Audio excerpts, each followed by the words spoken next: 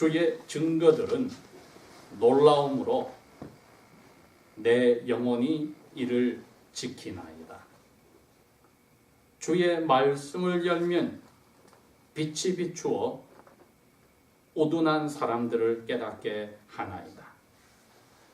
내가 주의 계명들을 사모함으로 내가 입을 열고 헐떡였나이다. 주의 이름을 사랑하는 자들에게 베푸시던 대로 내게 돌이키사 내게 은혜를 베푸소서. 나의 발걸음을 주의 말씀에 굳게 세우시고 어떤 죄악도 나를 주관하지 못하게 하소서. 사람의 박해에서 나를 구원하소서. 그리하시면 내가 주의 법도들을 지키리이다.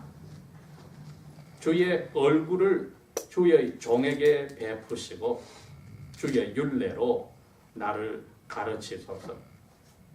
그들이 주의 법을 지키지 아니하므로 내 눈물이 시냇물같이 흐르나이다. 아멘.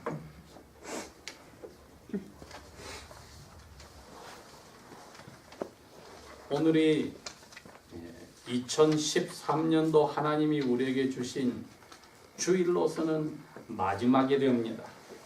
네, 이 말씀을 생각하면서 저희들이 올해를 마지막으로 하나님이 주신 주일날, 올해 365일 가운데 333일이 이제 접어들었는데 하나님께서 지금까지 저희들을 지켜주시며 하나님의 아들, 딸로 살게 하셨을 때 우리 마음속에 한번 이것을 생각합시다.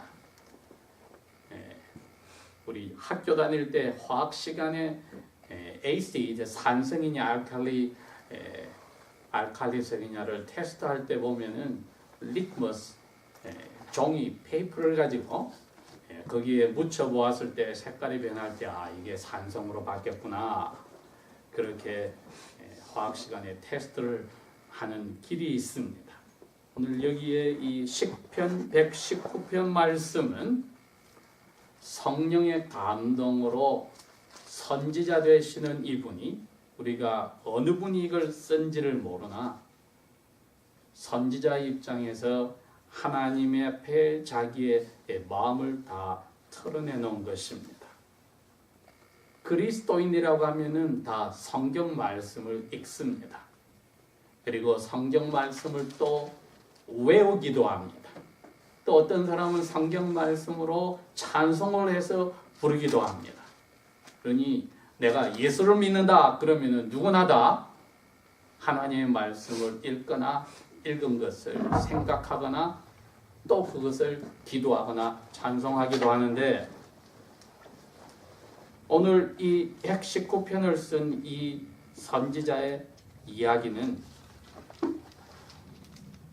1절에서 176절까지 자기가 쓰는 자기 나라 말입니다. 이 히브리 말로서 썼는데, 우리 한국말은 가나다라 기억미연으로 24개가 있지만은 히브리 말은 알레프로 시작해서 타오까지 22개가 있습니다. 히브리 알파벳 22개에 하나마다 8절씩 붙여서 외우기 좋게 만들어서 하나님 말씀을 자기 나라 말로 외우게 만들어 놨습니다. 그러니 히브리 말이 되지 않고는 이것을 외우는데 별로 도움이 안 됩니다.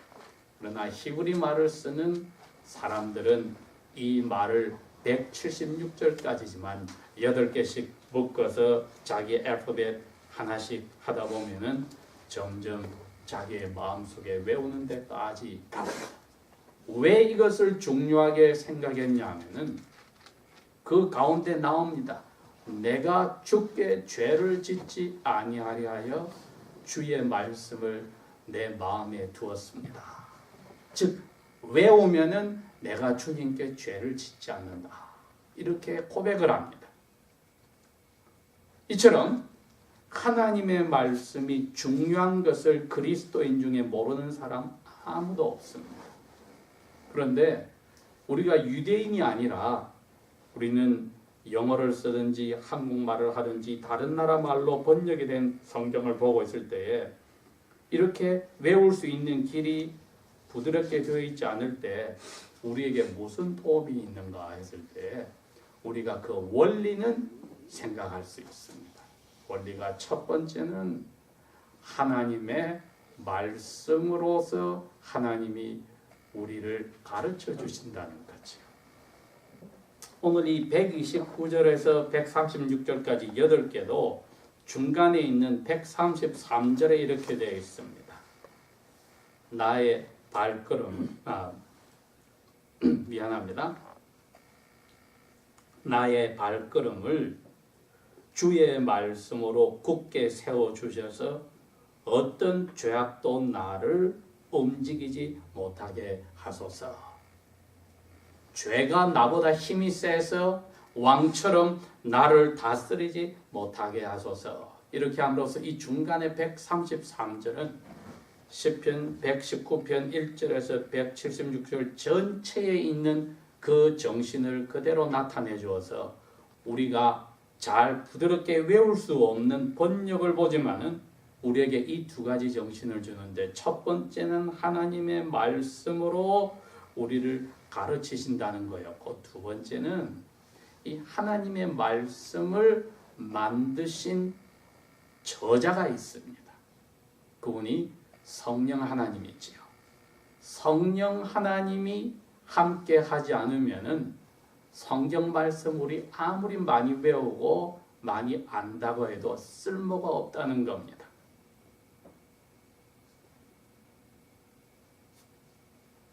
우리가 하나님의 말씀대로 자녀들을 키운다고 기독교 학교까지 보냅니다.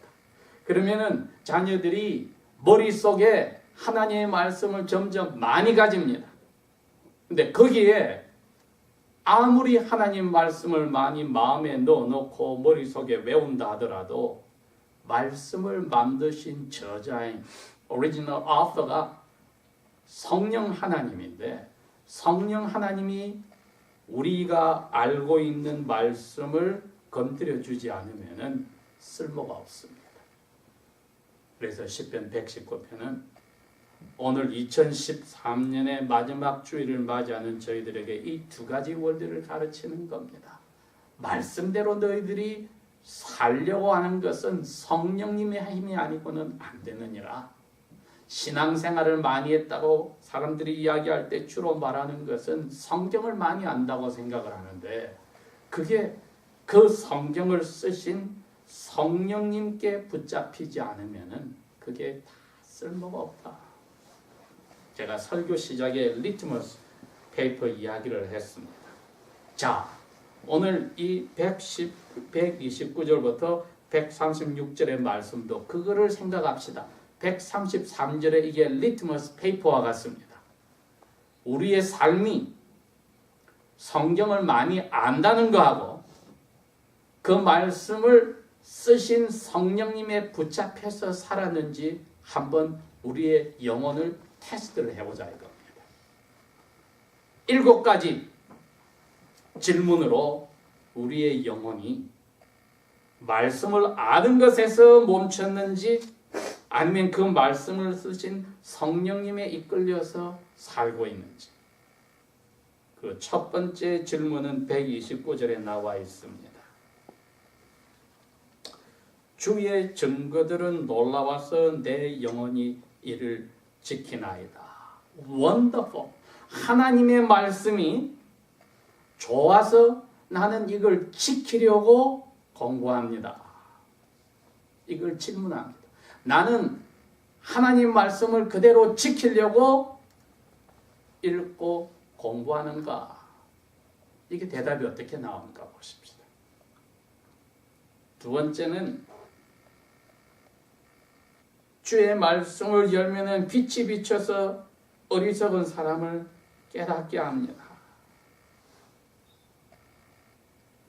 내가 말씀을 읽을 때에 나는 모릅니다 하는 겸손을 가지고 깨우쳐 달라고 말씀을 읽는지 아니면은 다른 사람에게 내가 이걸 아는 걸 자랑하려고 또 다른 사람이 모르는 것을 내가 잡아내 보려고 하든지,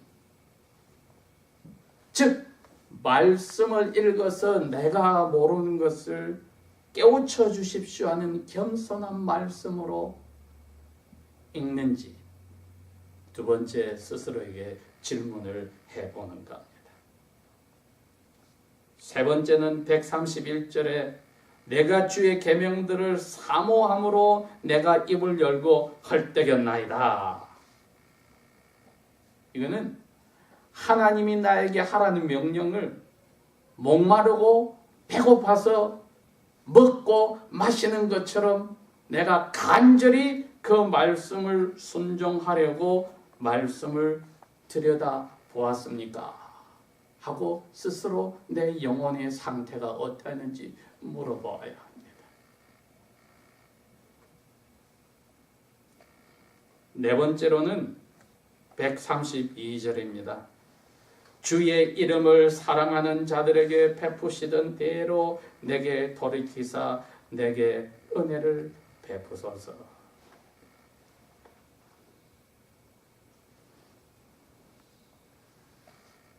하나님께서 내가 하나님을 사랑하기 때문에 자비를 베풀어 주셔야만 합니다.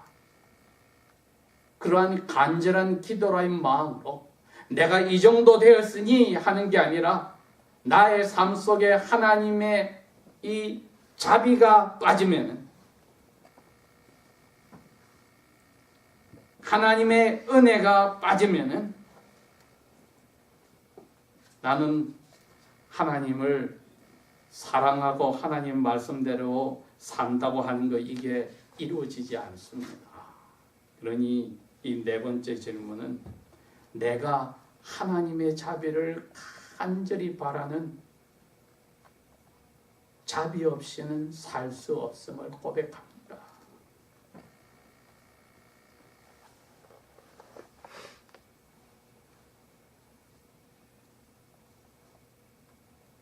자기 만족에 빠져서 아까 말했듯이 기독교 교육을 받거나 신앙생활 오래 하여 하나님 말씀을 많이 안다고 하면은 자기 만족에 들어가 버린 순간, 자기가 하나님 앞에서 간절히 하나님의 은혜가 없이는 살 수 없다는 그 간절한 마음이 빠지는 순간에는 하나님의 말씀이 우리의 영혼에 성령님을 통하여서 일을 하시지 않기에 아무 의미가 없다는 것이 이 네 번째 질문이었습니다.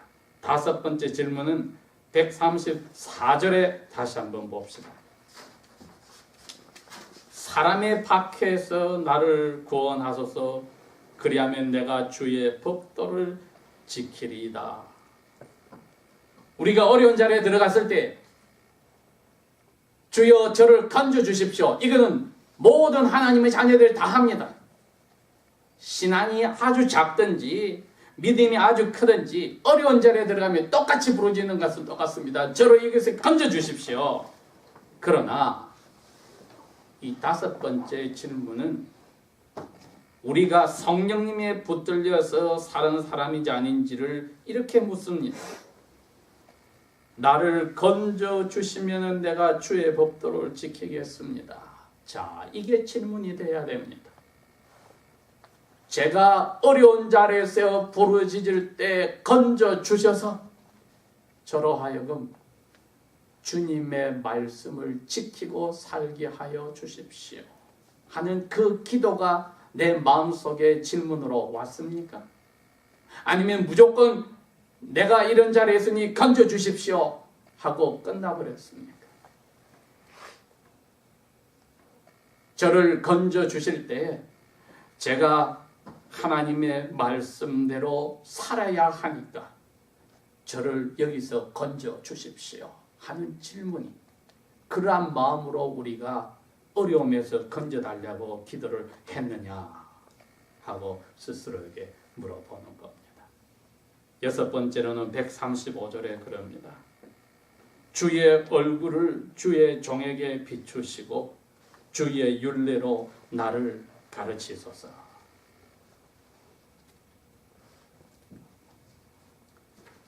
하나님이 나에게 필요한 모든 것을 주시는 분인 것을 제가 다시 한번 고백합니다. 이 세상에서는 사람들이 나를 어떻게 존경하고 나를 지켜 올릴지라도 하나님만이 나를 가르치고 나를 이끌어 주시는 분인 것을 고백하니 저를 가르쳐 주시렵니다.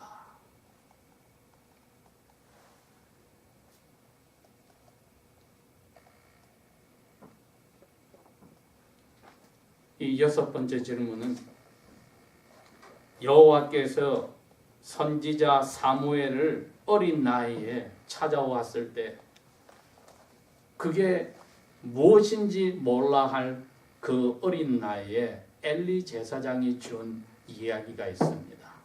다시 그 음성이 들리거든 주의 종이 여기 있으니 말씀하시옵소서 그렇게 이야기해라. 사무엘상 3장 9절과 10절에 그 이야기가 나옵니다.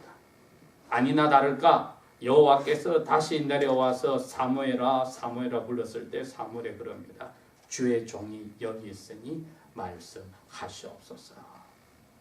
저희들이 이 겸손한 마음으로 내가 아무리 신앙생활을 오래 하였다 할지라도 하나님의 말씀을 많이 한다 할지라도 마치 처음 하나님의 말씀을 보는 것처럼 하나님께서 저를 가르쳐 주셔야만 제가 깨닫고 배우겠나이다. 저 그대로 두면은 제 원하는 대로 빠져나갑니다. 하고 겸손히 하나님 앞에 이 질문을 던지고 기도하는 마음으로 말씀을 받아들이는 것이 6번째 질문이었습니다. 내가 성령님에 이끌려 사는가? 마지막으로 136절에 나오는 이 질문은 그들이 주의 법을 지키지 아니하므로 내 눈물이 시냇물처럼 흐르나이다.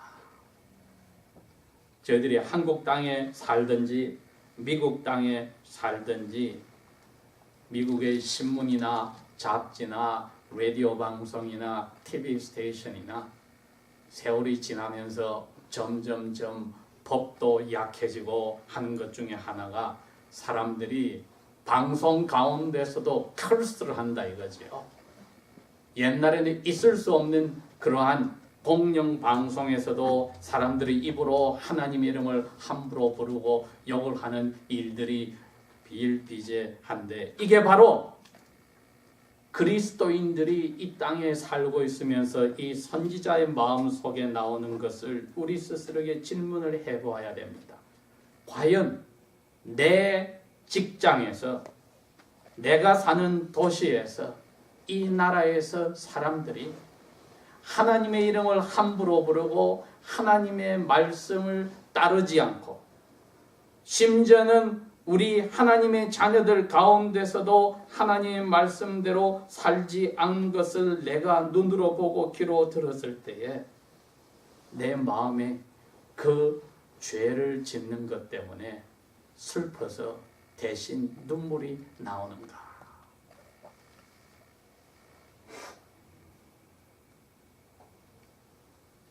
내가 지은 죄가 아니라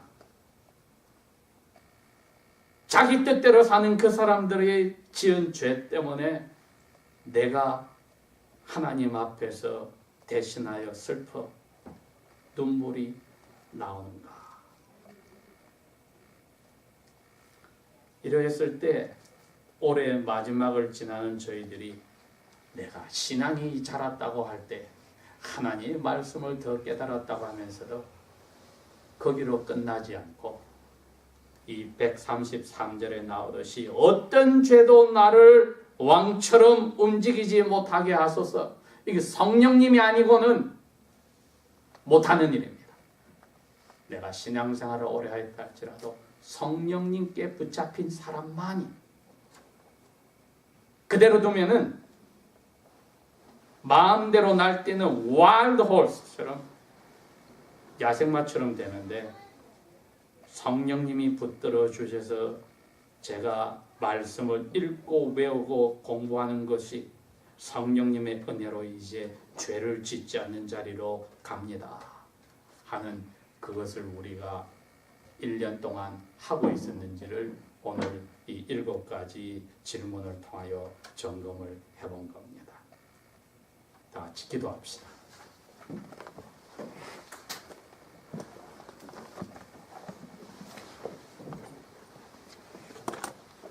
하나님 아버지, 우리에게 믿음을 자라게 하시고 하나님을 더욱더 알아가게 하시고 하나님의 사랑을 더욱더 알게 하시고 우리 자신도 더 알아가게 하심을 감사합니다. 우리 마음속에 성령께서 당신의 말씀을 깨우쳐 주시고 우리의 영혼을 이끌어 주시는 것, 저희들이 즐겁게 따라가고 순종하기를 원하니 성령께서 우리 마음에 떠나지 마시고 아버지의 사랑으로, 예수 그리스도의 사랑으로 더욱더 예수님을 닮아가는 길로만 이끌어 주십시오. 우리의 믿음을 키워주시고 열매 맺게 하시는 아버지의 사랑을 감사하며 예수님 이름으로 기도합니다. 아멘.